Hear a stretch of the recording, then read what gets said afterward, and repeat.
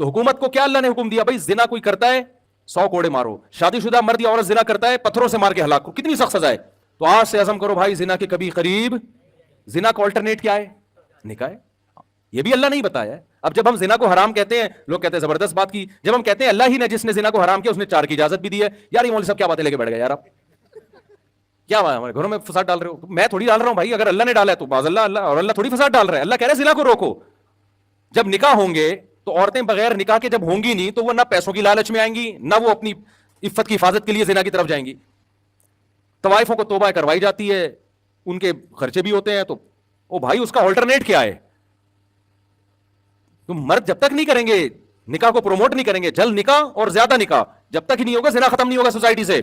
समझते हो कि नहीं समझते, नहीं समझो कोई बात नहीं, मरोगे तो आपके अच्छों को भी समझ में आ जाएगा। हाँ फिर रो ना बैठ के। बहरहाल आपको जिना के करीब जाने की इजाजत नहीं।